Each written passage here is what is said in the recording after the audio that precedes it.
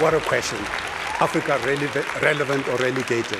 Well, in 1886, while Coca-Cola was busy preaching that things go better with Coca-Cola, the Portuguese in 1526, who arrived in 1526 in Ghana, notwithstanding what they did then, well, in 1884, in the Conference of Berlin, a few Europeans sat around and decided how to cut up the continent. Of course, when they decided to cut it up, they sent a few missionaries, and those missionaries arrived in Africa. And when you speak to Jomo Kenyatta in terms of his view about them, he says, when the missionaries arrived in Africa, they taught us how to pray with our eyes closed.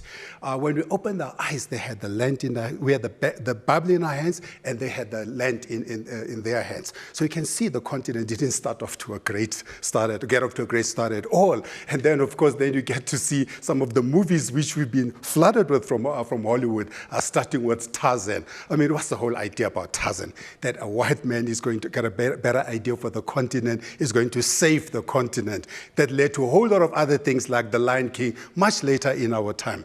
And then there is what you call Black Panther, which every African I know wanted to watch it. They said, I have to watch Black Panther. Now, if you think about Black Panther, I loved what Professor Zegsmda said. Professor Zegsmda said it's just for today's generation, desperate for narratives that validate them and that give them some modicum of humanity, have adopted an American-invented Africa and a fantasy that portrays them as heroes and scientists, contributors to world civilization.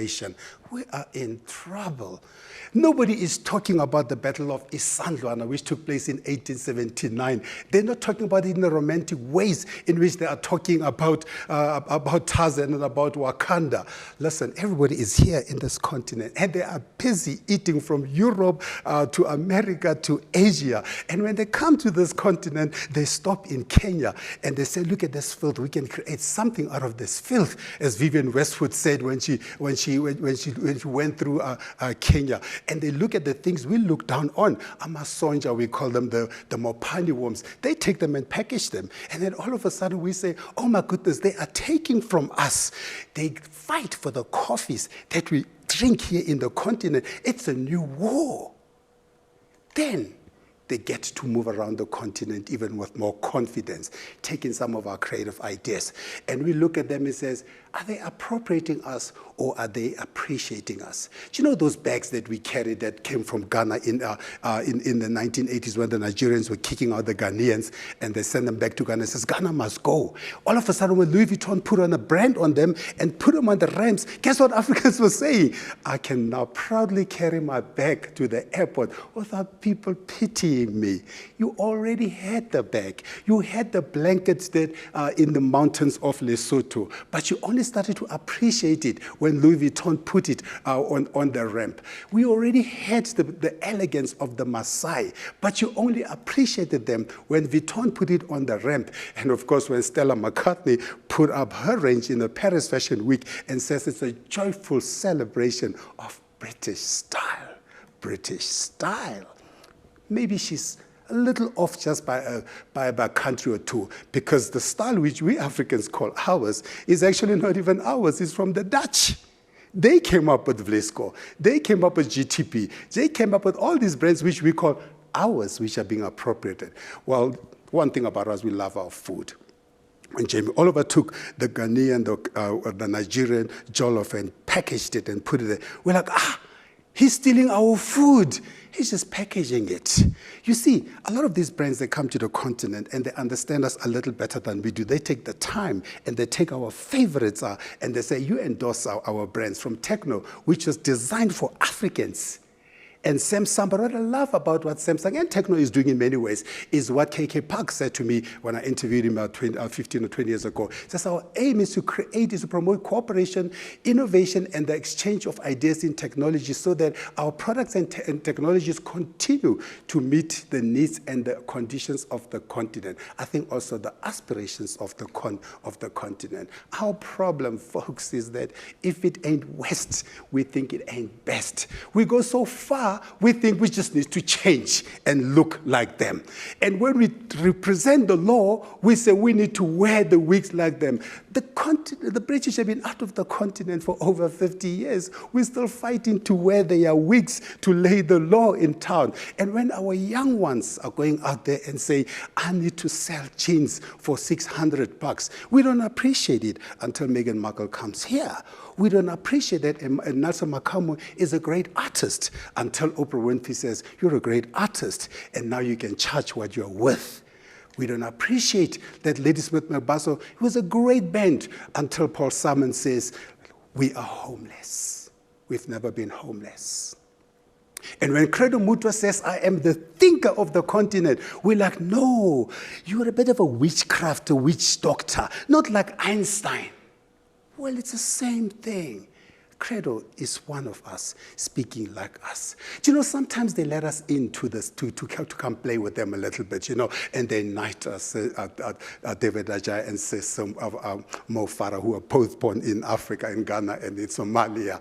And, you know, they let us in a little bit. And the question is, what do we do when they let us in? You know, when you are Patrick Kelly and you come in and they let you in, what did Patrick Kelly do in Paris? He says, let me try and remind them about the days of slavery. Let me just put my rangers there in a way that they can appreciate who we are, or Virgil Abloh. He says, well, I'm going to bring the hood onto the ramps of Paris. You know, sometimes they put us up there on their magazines. They just let us in. And, you know, sometimes we get a bit overboard. And we want to look like them instead of to look like us, as Emperor Jean Bedel Bokassa from Central Africa. When I was in the Central African Republic, I was so desperate to go into that palace to try and see, because it's still maintained. But guess who's guarding it? The Russians, not the Africans. And they wouldn't let no African come into this palace. You know, my favorite artist, Fela Kuti, says 99% of the information you read about the continent is wrong. I went on the road. I said, let me get on the road. Let me get on the road to every country and understand what is right and wrong, or what's beautiful rather about our continent. And I truly tried to experience it in the best way. And what did I find in my continent? I found out that my continent is not necessarily at war all the time. That wars have begun to come down. That my continent is urbanizing at a very fast rate. 2050, there will be 62% urbanized. That the GDPs are growing despite the hiccups of the COVID and the monkeypoxes and all those, that our people still know how to make babies, because that's what we do well.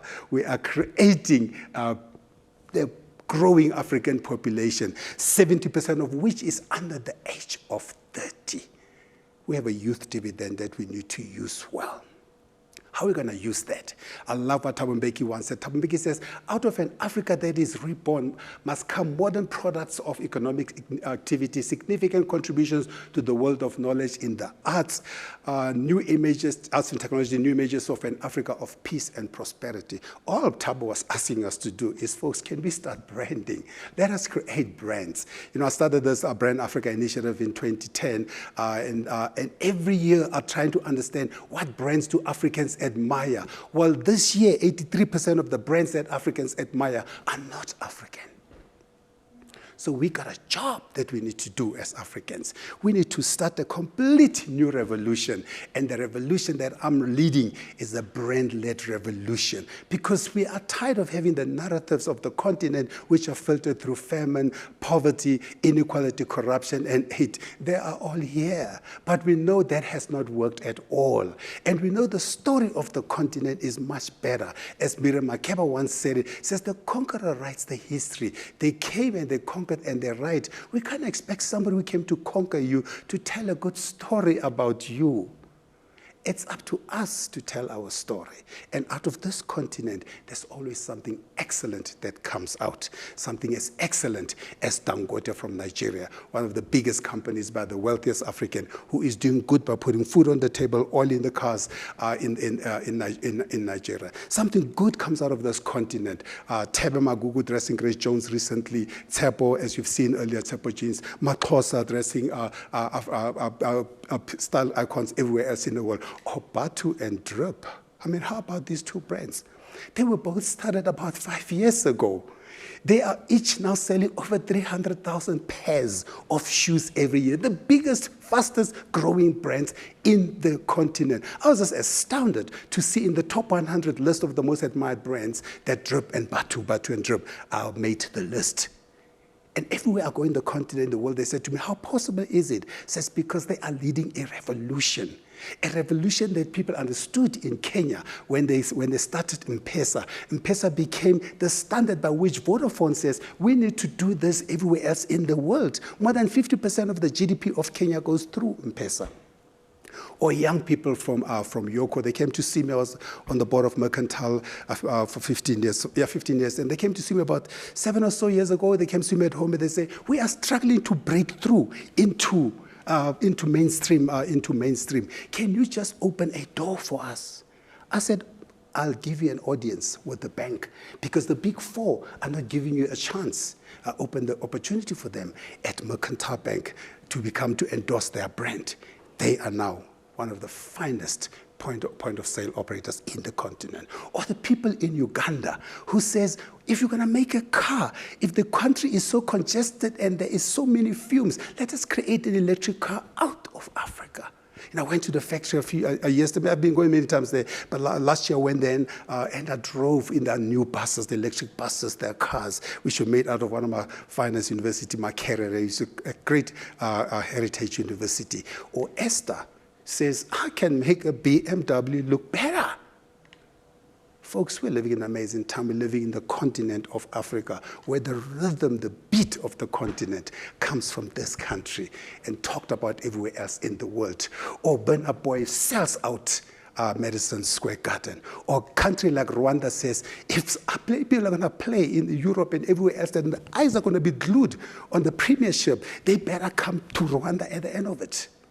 Or if you're going to fly, you better fly Ethiopian, the biggest airline in the continent, one of the finest airlines in the world. During COVID, when everybody else was collapsing, they were rising.